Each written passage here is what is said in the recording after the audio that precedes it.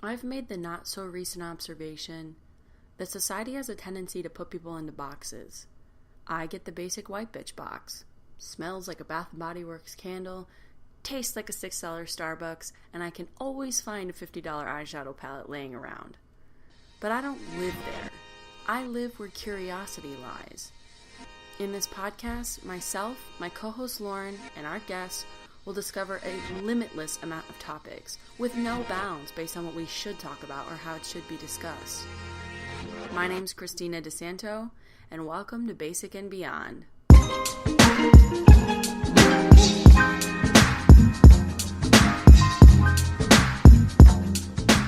All right, everyone, welcome to Basic and Beyond, the pilot episode, if you will. Our first guest is Lauren McNeely.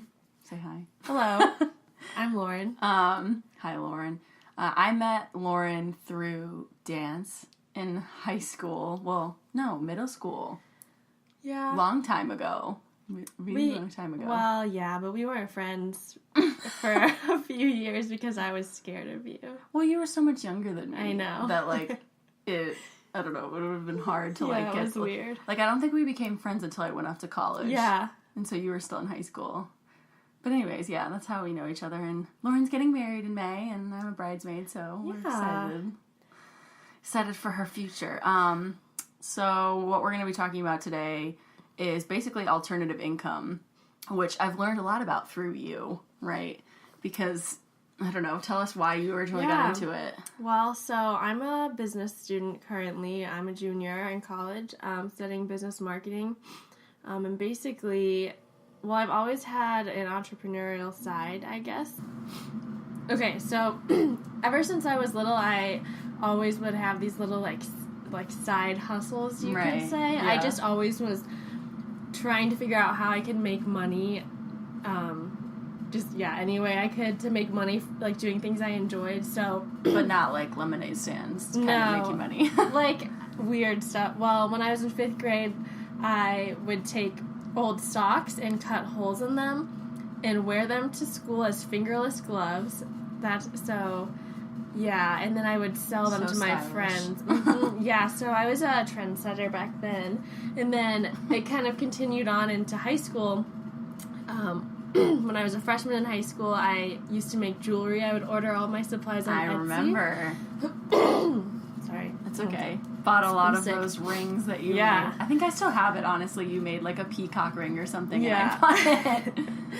So, I don't know. I've just always been creative, so that was a fun project. And then I just wanted to figure out how I could use that to make money. So I would sell jewelry to my friends, and I also had a booth at the local farmer's market. I don't know if you knew that, but... No, I didn't. Yeah, that's awesome. I did with another girl, and so this other girl... would she made bags, so she sewed bags, and was she the same age as you? Yeah, we were both freshmen, and I made jewelry, and we had a booth at the farmer's market, and we never made any money, and because no one comes to the farmer's market really to buy jewelry and bags. Although, to be honest, every time I would go there, I would ignore all the food stuff and go to the knick-knacky stuff because I'm me, and I'm not there to buy food. Well, we would get window shoppers, and then our families would come and buy stuff from us because they felt bad. Right, yeah. So there was that. I stopped doing that, and then when I was in high school, I got really into makeup. I learned a lot from YouTube, and my friends would just start asking me to do their makeup for events, like prom and stuff. And not in, the mainstream way she got into makeup, how everyone got into makeup, she's actually good at it. So. Thanks. Yeah. I would say I'm pretty good at it. But you definitely are. Yeah, and I still do enjoy it. But in high school, I would do makeup for prom, and then I started getting asked to do it for weddings. So I kind of worked as an independent makeup artist for a while, and that was really nice. Flexible job to make some extra money, and I still do that on the side now. I've done a few weddings this year, and I have a couple coming up.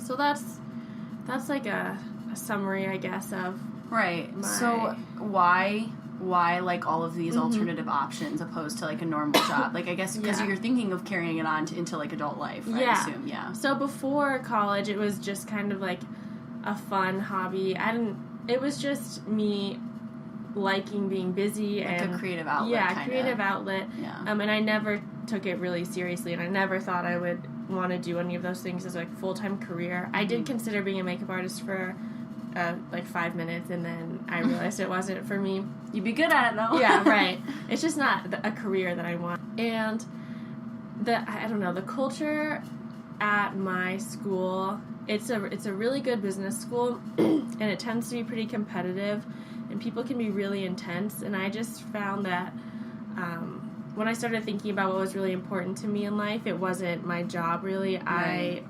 The things that are important to me are family time, and just taking time to do the things that I like, making my own schedule.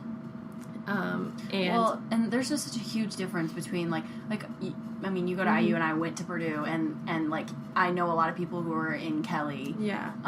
And the culture is just so stressful. It is. There's so much pressure to like work for certain companies, and yeah. I would definitely like have leaned that way too had I gone to the school for business. Yeah, and I think I'm the type of person also that I don't really respond well to authority and to being pressured into one direction. So if I feel pressure, then I automatically just want to go the other direction. So yeah, and there's definitely a lot of that. The students and some of the professors too, I feel like just push you down this path because it's what's traditionally done, and they don't really expose you to any other like options. Yeah, options or like paths in life.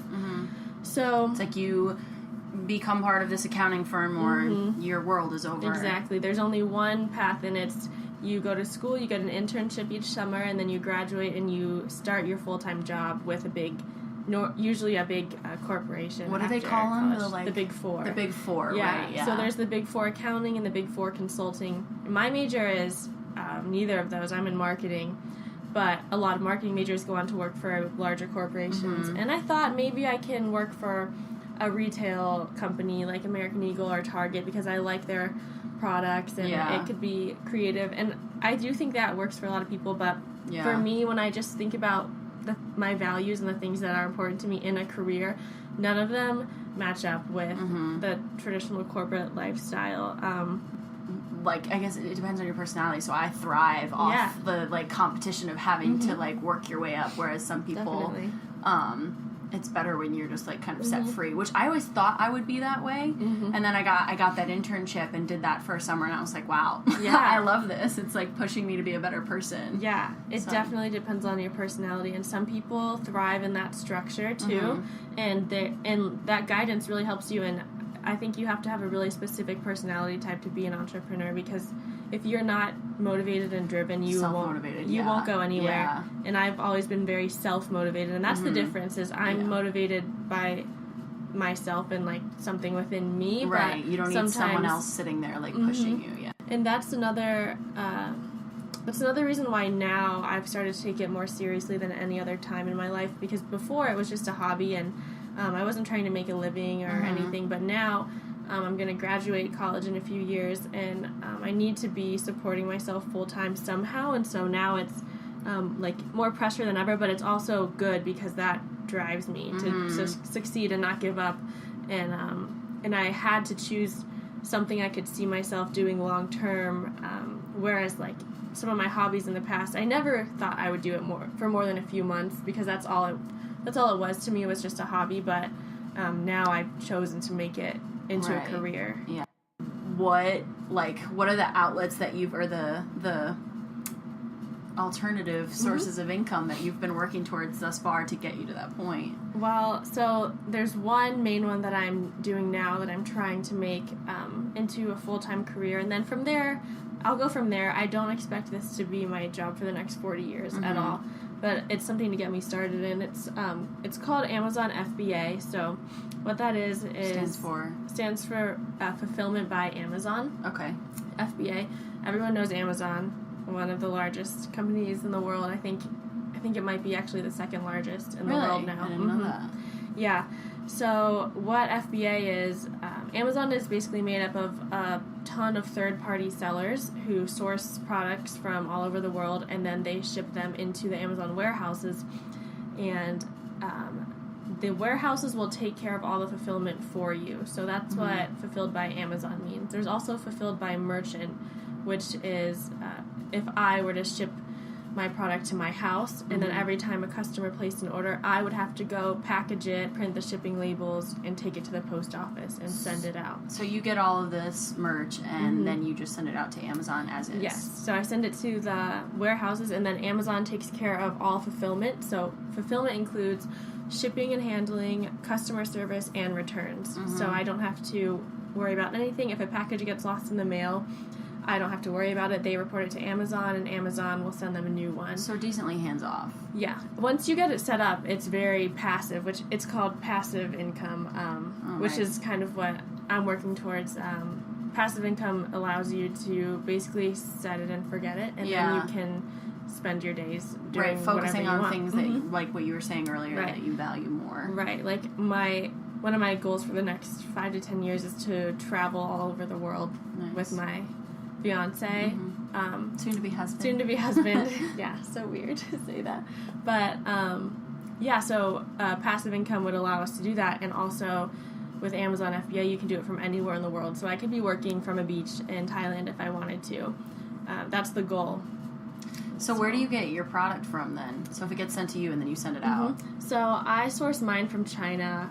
A lot of people... I was going to say, can you get it elsewhere? You can. I mean, you can get it from other countries like Vietnam, India. But it's all like cheap labor type places? It is. Mostly. You can source from the U.S., but the thing about that is most U.S. manufacturing companies only want to work with other large companies. Nice. So it's hard for just one person. Right.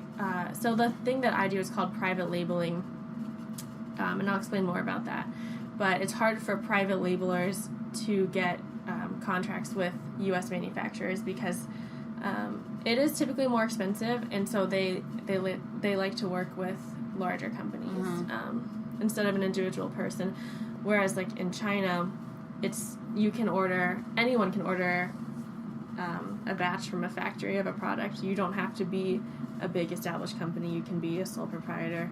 So is there possibly someone out there that's selling that same product? There are people selling very similar products, and so what private labeling is you take products that are already selling well on Amazon, and that's the first stage, is researching products that are selling well. And then you do something to add value or to just change it a little bit and differentiate it from the competition. So what I would like to do is to create value in all my products and differentiate them in some way. And it might be offering it at a lower price or, just different features. Like, how'd you figure this out? Well, I did not find this out on my own.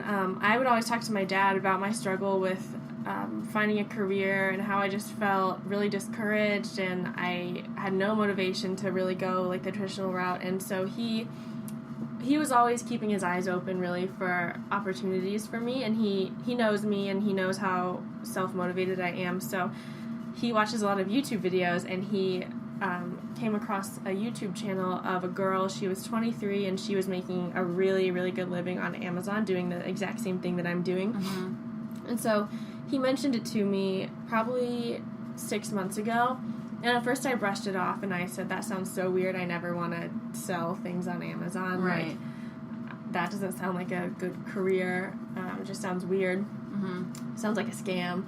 And but like as time went on, I kind of started getting more desperate and just I was like, okay, I have to figure out something and make it work, or I have to start looking for a job, and I didn't want to start looking for a job. So I just looked into it out of desperation one day, and it actually, the video that I watched, this girl seemed so relatable to me, and her lifestyle was just exactly what I wanted for myself.